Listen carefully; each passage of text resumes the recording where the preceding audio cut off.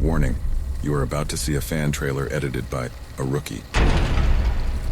The tar one was the one that kind of got me noticed with the trailer houses. Okay, so this is when you turn this into a career. Yeah. You want to dance the mask? Service the composer. Sublimate yourself.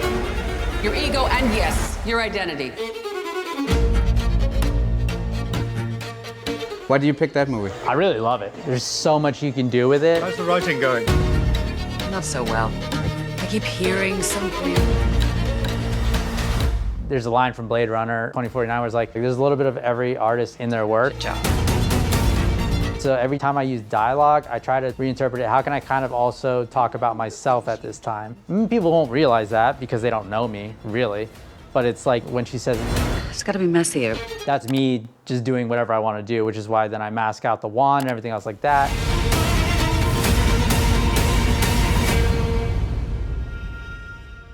Jonathan is probably one of the most unique editors I know, and he's talented. The thing is, he's only been doing this for a few months. I've met him through the course. He's one of the students there, and he submitted one of his scenes.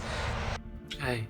I loved it. I thought it was so out of the box, made the scene actually better. Now, he told me that he's originally from Florida, where he worked at a rehab center in physical therapy before he made the move to Las Vegas to work at a funeral company. But ultimately, he loves editing. He put himself out there and got noticed. Several offers came in from various trailer houses, one in Australia. He ultimately then decided to come to LA to work for one of the top ones.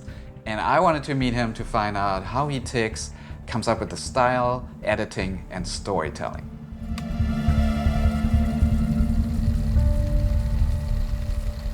Before you did the course, what was sort of your level of editing experience? What's less than zero, basically, yeah. Less than zero. I got into editing from a coworker in Florida when I worked in a hospital, and he was videographer, editor, and he was like, oh, you gotta try this, you gotta try that, and I was like, okay, so I started trying it, and then I picked up DaVinci, which at the time I did not know had like that type of learning curve, but once I learned that, I felt like it was like easier to pick up other things, and that's kind of how I got started. And then you start getting the idea of recutting trailers. Did you already had that in mind? When did that start? I did one, and then my friend was like, oh, you should try to do more. This is pretty good.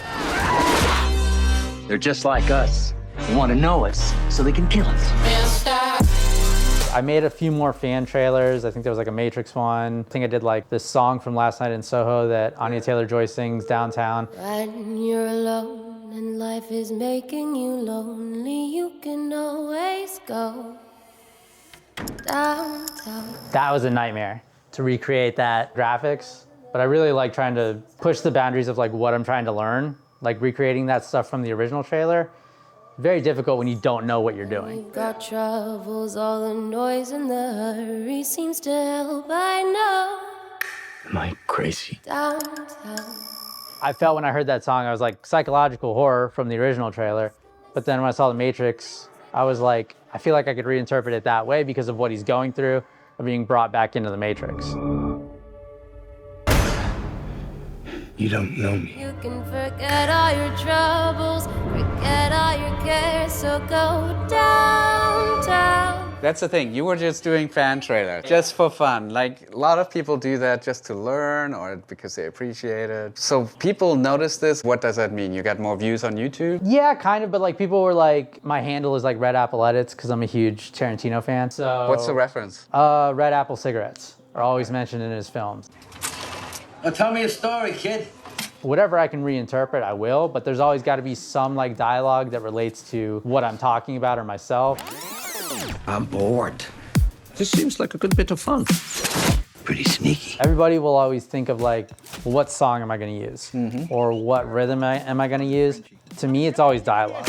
No, that is funny. That is funny. That's not so funny. If you don't have a story in the trailer, just a bunch of flashy visuals with some quirky dialogue, you could do all these things, but if you're not doing something with it, like, what are we doing? I have to tell some type of story if I'm doing it. And then the end product is really just the execution of that, which is like lots of great music and special effects and wipes and split screen and all that stuff to just build on the story. The story is first, and then the style is dictated by the story. I mean, for me at least, Yeah. you know, because you can do all those things, but if it's just happening, Yeah. it's just a cool trailer. Then it's a gimmick. Yeah. It's like style should never exist for its own sake. Yeah, exactly. That's a good point. Yeah.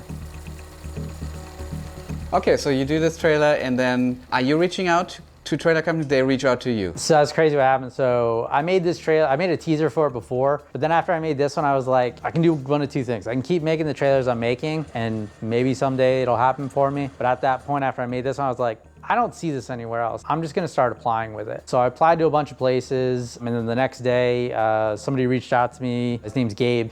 I didn't know at the time. He's like major. Like, he's like a great editor. Like, really, really good. Now that I can like see his like work in the timelines and stuff like that, it's just crazy. He reached out to me, you know, asking me if I do it professionally after he saw this.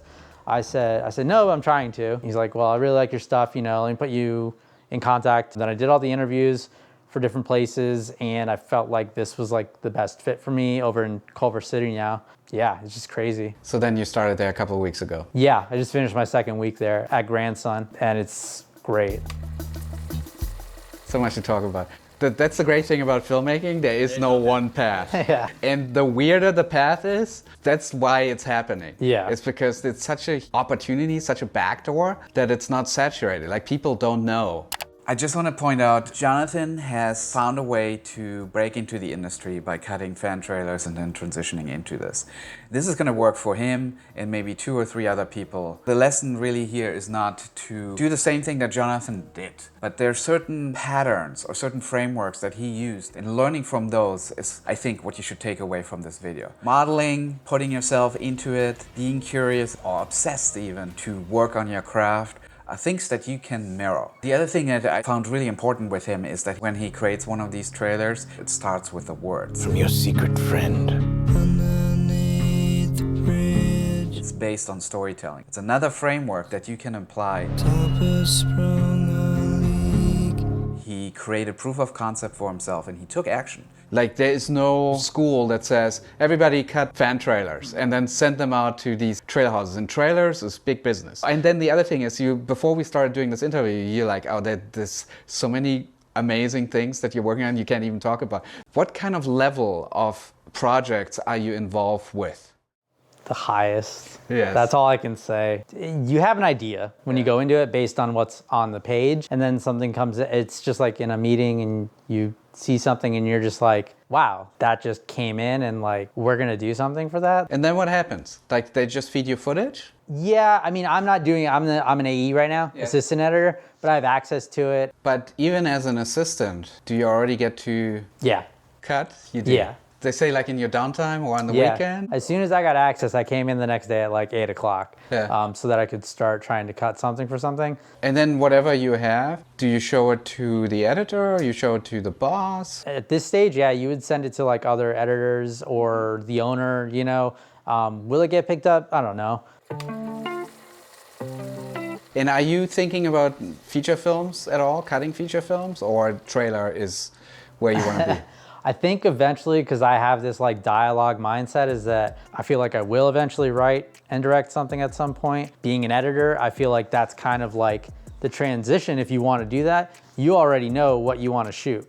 You know what I mean? And because you're thinking of the edit as you're doing it, sort of. And did the course help you any way in your career development? Oh yeah, definitely. You have to have some type of structure, I think, from what you do in the course. In terms of cutting a scene, how is somebody gonna take a chance on you doing something without knowing you've done something with some structure? Which is the difficult thing as you're getting started. I did the course and I kind of like understood from a storytelling perspective, like how that should be. You know, you're never gonna be perfect, but you will get better at it the more you do it. How to like pause, when the pausing is correct, when it's too long, when things feel too fast-paced. And I think those come in the revisions of what you're doing, which is great that the community of students is the ones that are like kind of like giving you notes on it as well. Where it's like, why don't you do this, why don't you do that? And that's the same thing with like when you're cutting trailers on your own, is you have your own notes for yourself, but these are from people that are actually gonna watch it, which is a different perspective.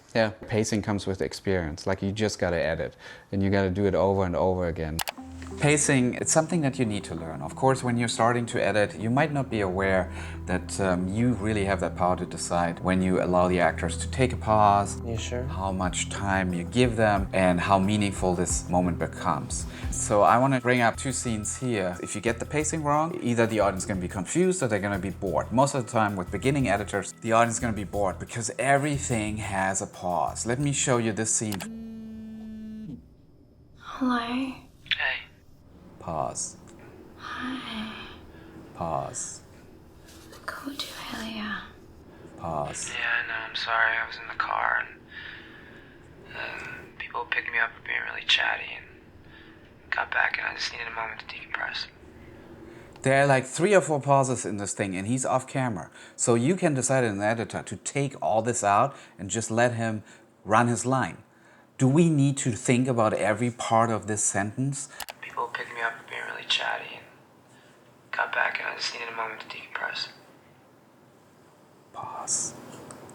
I was worried. Like this scene drags and it doesn't have to drag. Let me show you a scene by another student. I really liked this. Hello? Hey. I tried calling you earlier. Yeah, I know. I'm sorry. I was just I tried calling you earlier. How long does it take for him to respond? I tried calling you earlier. I know. I'm sorry. I was just He's cutting her off. And this is not how it was shot. It's a choice by the editor, what I call the magical 6-frame overlap that's often used in film noir and Humphrey Bogart movies where they step on each other's lines. I don't understand. What about you? I'm staying here with him till the plane gets safely away. No, Richard, no. What has happened to you last night? Last night we said a great many things. I tried calling you earlier. I know. I'm sorry. I was just You're creating a different subtext, right? Like he's just immediately ready to make apologies because he's just used to doing that. Maybe he's used to lying. That's the importance of pacing. Be able to perfect a scene in a way that it really emphasizes all the key moments and doesn't waste time on all the stuff that doesn't matter. It's interesting seeing that because when I cut trailers, I was like, every clip has to kind of have some type of meaning or sync with something versus just being in there to be in there. There has to be a reason for it. How is somebody going to take a chance on you doing something without knowing you've done something with some structure, which is the difficult thing as you're getting started. I did the course and I kind of like understood from a storytelling perspective, like how that should be. You can see it 1,000 times, but until you do it, you're not gonna know. The one thing I was gonna say was the next thing I'm doing is probably the best dialogue thing I've ever done. So it's like a channel trailer. Okay. So sometimes people make a trailer for their channel. Me, I don't care about subscribers and things like that, but I like to challenge myself with something I've never done before. It's like, how can I tell a story with all these different dialogues from all these different movies? I don't know if you have time, but maybe I should hire you to cut our next course trailer. That would be fun. Yeah? Yeah. At the very least, I could give you a different reinterpretation of what you might think. I was going to show you the trailer with Jonathan, but the truth is we're still working on it. So instead, I thought I was going to show you his scene and compare it to my scene. Show you in depth why I think he made such a better choice in driving the story forward and making a certain emotional point much, much clearer. I've been doing some more. Kind of wish like I could open up the movie again and change it. He clearly can't listen to her because the phone is not at his ear anymore. And this is a choice that the student made, not because it was in the script. Where do you think did he get that shot?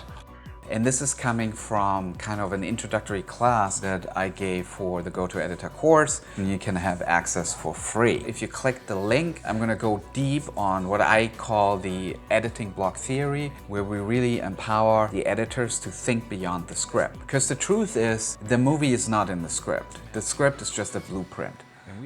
It's not even just the footage. The footage is what you want it to be. That's the power of the editor. Please take a moment, check out that webinar that I give where I introduce you to that concept. Thank you so much for watching, happy editing, and cheers. And then ultimately the goal is to shape the emotion within the audience. And if we do our job right, if we do it well, the audience is just at that point where they want to find out what's happening next.